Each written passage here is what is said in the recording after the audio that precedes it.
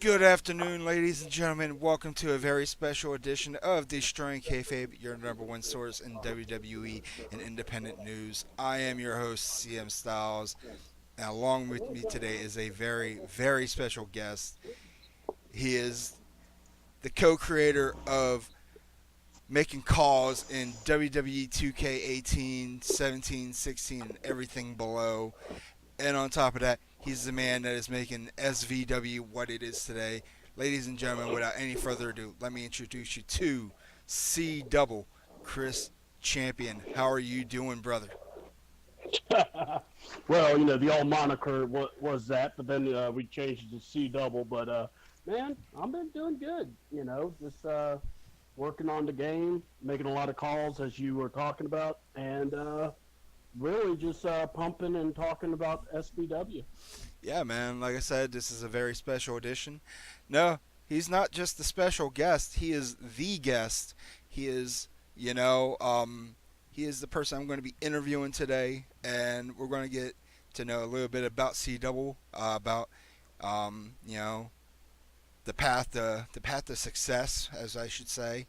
You know, hey man, you're making it big now. You're helping run a promotion down there in Georgia.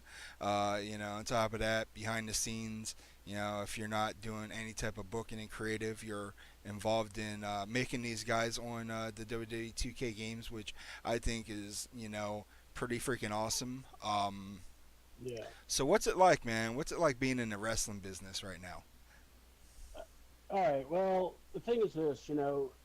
You when you do something like this, you have to decide: are you willing to take a chance, or are you willing to do something that's usually different? And for me, that's what WWE 2K or what SVW is. I've been able to work with these guys. I love these guys. They're kind of we're brothers in the whole sense because we all work together. We're all working towards a common goal. My boy Ryan Murdoch, it's his vision. I just came in and kind of put the energy nitrous in there to kind of help out in any way possible. Yeah, and One of oh, Yeah, go go ahead. ahead.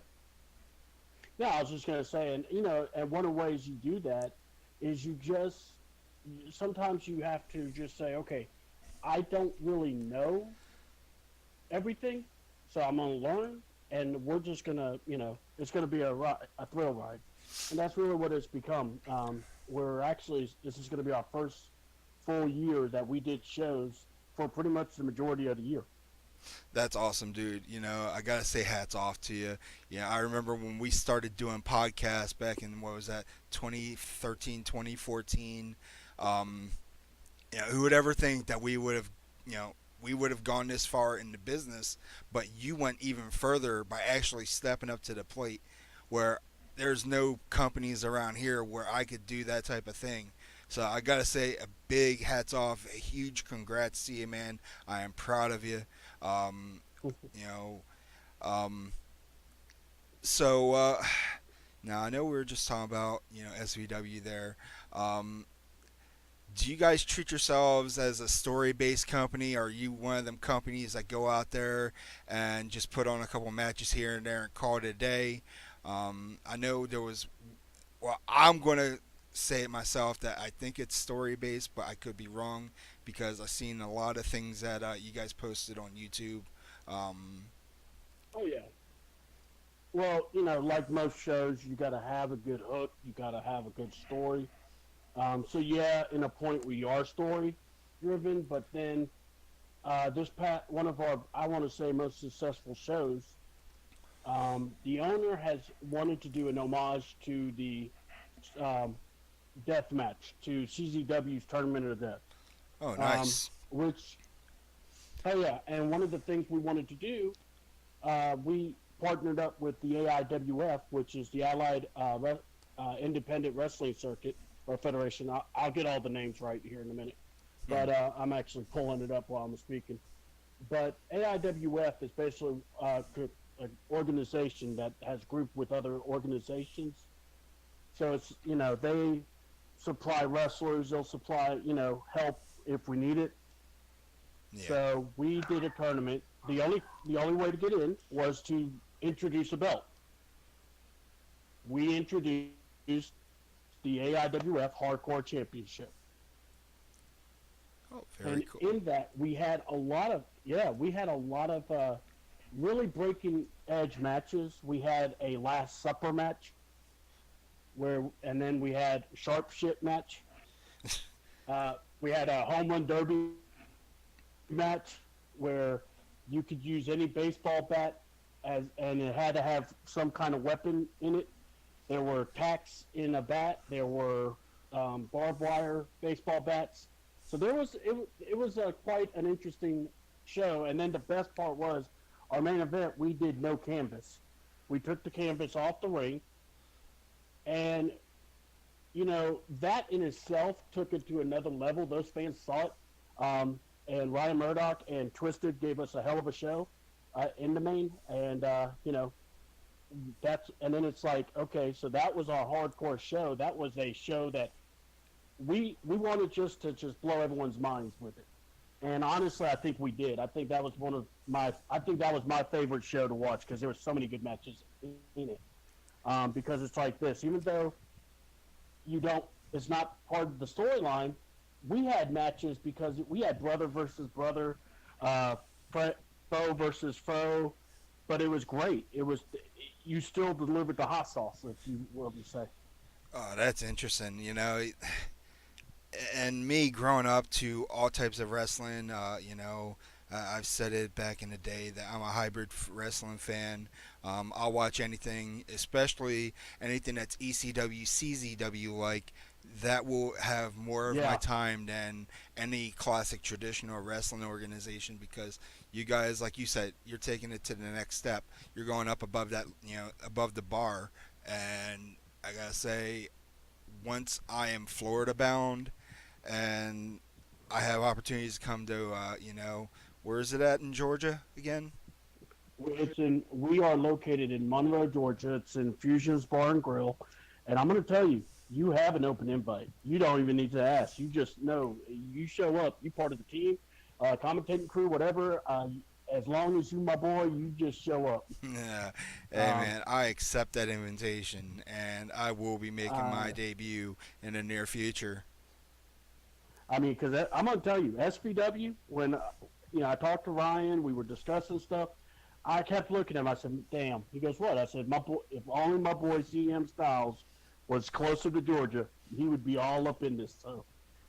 show."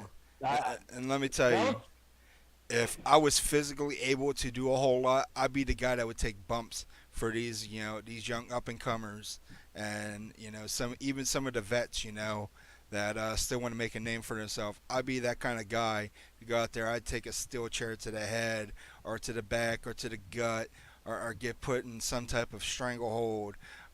Hell, if it even means getting choke slammed or body slammed into a pile of tacks, oh hell yeah, you can guarantee my name would be all over that. Mhm.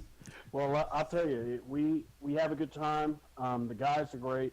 Um, I love working with them. Like I said, Brian, me and him, we talked, we discussed so much. And like I said, he's the one that brought the vision to me and said, "Well, this is what I want done." And I'm going, "All right." And then the first couple of shows we did, we actually had a big controversy. I think you remember this because I talked to you about it. We had it was a tournament called the Violent Eight, Yeah, I and in one of the remember. matches, we did a syringe spot, and everyone flipped their crap. And what would have killed most organizations, we traveled, we did a couple other shows. We didn't like how it felt, so we went back to Monroe. And when we came back in January, the show went great. Fans were going crazy. My buddy called me. He's like, "We've got to stay." I'm like, "Are you happy?" He's like, "Yeah." I said, "Then let's do it." And then from there, we went on, and that's why I think this year was really the best year and most proving year for us because we went against a lot of obstacles. If it wasn't, we had, here's the other thing: in Monroe, Georgia, there's another show there too. Hmm, interesting. So, yeah. So And you the get to thing compete is, with another company. Yeah, and he really wasn't wanting to go head to head. And then a couple of shows he was going head to head, but it was like we were still striving. And the thing is this: we bring straight action. Yeah, we like I said, we have storylines, but it's also just what the intensity is coming from. And a lot of these guys you may not know of, but the thing is about them, they just bring it. And And I love them for it.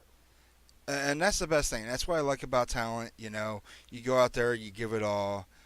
You don't half-ass what you do. You don't go out there showboating completely. I mean, if it's part of your character, that's one thing.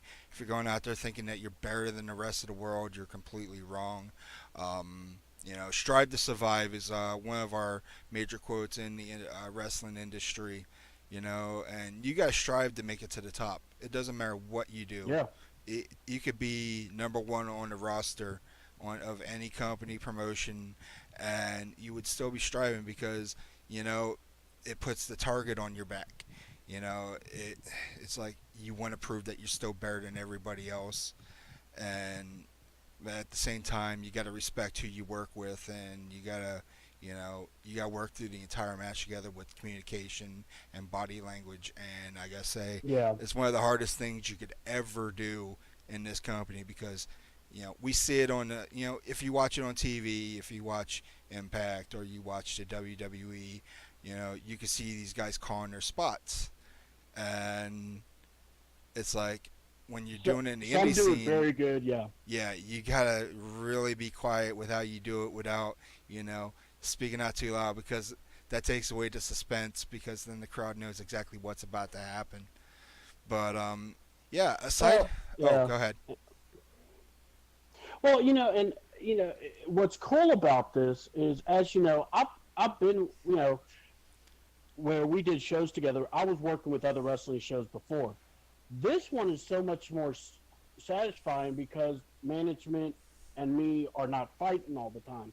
We're talking, Yeah, we're I listening. I know Um, exactly who you're talking about too. yeah, and and I'm not homeless. So veil shot, but it's still a damn shot. Got to shoot it. But look, I must say this: young, old, it don't matter. I could tell you right now, there are so many guys in our show, from the first match to the last match. We've got a hell of a lot of talent.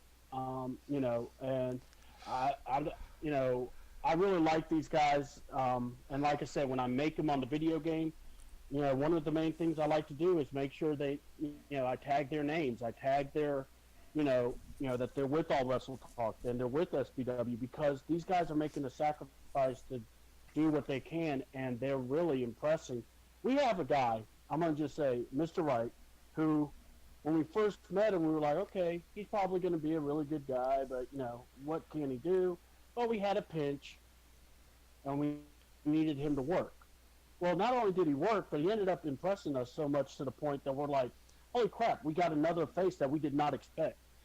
Um, and he is like, he comes out to Careless Whisper, first of all.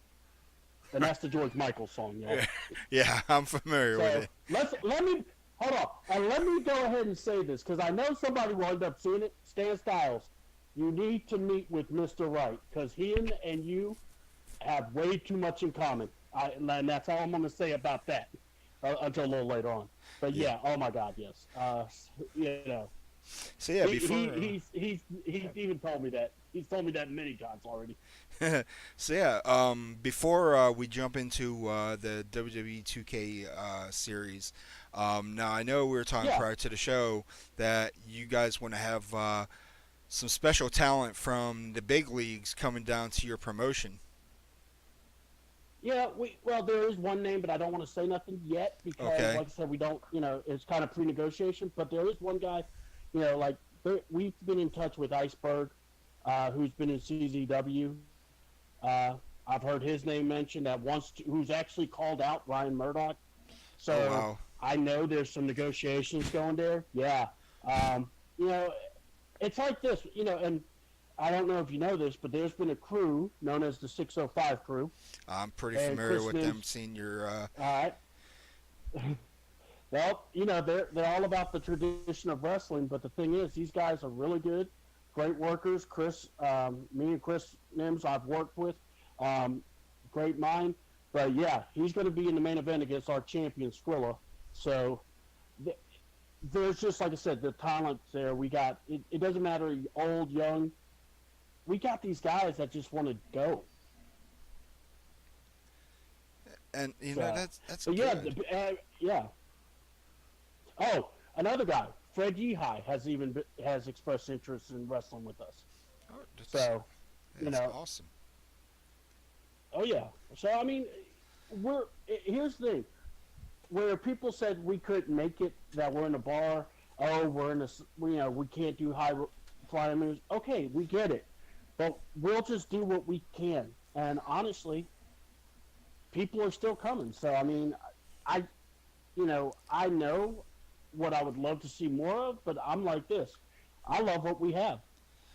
Yeah, I mean, it doesn't make a difference where your promotion is, based out of. It could be a bar, a daycare, a goddamn freaking high school gym.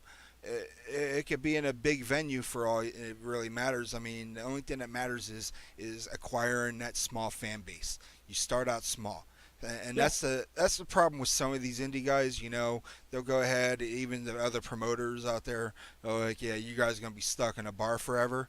If that's what makes you guys happy, then all for it. Because you know what, other people are gonna come in, gonna have a couple drinks, have some wings and whatever else they got, and go ahead and be like, hey, there's some professional wrestling going on over there, and it's the extreme kind, and we Oh like yeah. this. And they'll sit there and they'll watch it for however Oh long you yeah. guys want to have the show for. So I gotta say that's We yeah. yeah, it's pretty big right I there. will tell you this: one of our favorite moments in, and we knew we got something. It was probably in March, and at first, we had a good little crowd, and then next thing you know, they booked the dart tournament the same day as our show, and we were like, all right, you know what? Who cares? If they want to see it, they'll come see it. Exactly. They ended up coming to the person that was taking money. They paid to see the show, and they were watching the show, and they enjoyed every bit of it. And I mean, that that tells me right there we had something. That's a great step. I mean, to get that recognition, that's the first step to success. You know, Yeah, just like just like being in any other type of job. Besides wrestling, you could be military, you could be a cook, or you can be a lawyer. As soon as someone picks up on your name and catches on to your reputation, then things go uphill for you. And once they start going uphill, that's your climb to success. And then once you get to the top, everything starts slowly going back downhill. But it's not a bad thing, because you've already conquered well, the top. You go back to the bottom, you work your way back up, you go back to the bottom, and you go all the way back up until you can no longer go back down. So, yeah, and not only that, but that's just the flow of indie wrestling. People, exactly. a lot of people don't get is the fact that you got just because you're in indie wrestling, don't mean you're making the money. Exactly. That's I just mean, because yeah, yeah, I mean, and that's another good thing, and I'm glad you talked about that because, for anyone who's ever watched a movie, the documentary called Beyond the Mat, there's that one guy that runs that indie promotion like right outside of Connecticut or something like that, or New Jersey, and he can tell you based off your performance is how much you get paid, how much time you put into the ring, how many bumps you can take, you know, without being a complete, show off and everything. You can make between 25 to $50 per match, if not less. So yeah, that's your stepping stone. And you use that money, you put it towards your gear, you put it towards the experience, and then after that, you move forward until it's time to make it to the big times. And let me tell you, that takes years and years and years until you get a scout watching your promotion and watching what you can do. But you have to make a name for yourself, and I don't mean just like putting it on YouTube, putting it on Twitter, putting it on social media. You need to reach out to people, or people need to go out and they need to put your name on blast somehow. oh yeah, and not just that, but the thing is, it's learning your environment, learning the place, learning your audience. And I will say, it is even throwing me because I'm used to the what was it? I'm used to the old school. Also, I'm not gonna lie about you post flyers, but um, how I got one of my buddies, Mr. Ryan Murdoch, wants to join the call. Sure. So if we can add him somehow, I know you're the one that's hosting it, so I didn't want to. I Usually was I do gonna this throw through him out Skype, there. but since we're not doing it through Skype, I don't know how Facebook works with the multi-calling. If he wants, we can do a second podcast after this. We could have him on the show, and we could do everything through Skype if he wants. Oh, I think so. Let me see what we can do here. Hold on. All right. Because see, I know we're in the call because I know we've done this. I know I've done it before many times. Yeah, I'm not sure how multi-conferences work on Facebook compared to like Uvu and Skype and programs And like boy, have Discord. we. Hold on. And if we don't know, guess what? We'll find a way. God damn right Well, we I tell you what. always find a way. I tell you what. Let's take a break and let's get Ryan Murdoch on the horn, since he wants to join. And God knows that man wants to talk too. Just remember, he's not the twin brother of Kevin Owens, but he has been known to be like him or to look like him at times. All right, folks. Well, you heard it right here first. We're going to go ahead and take a short little break.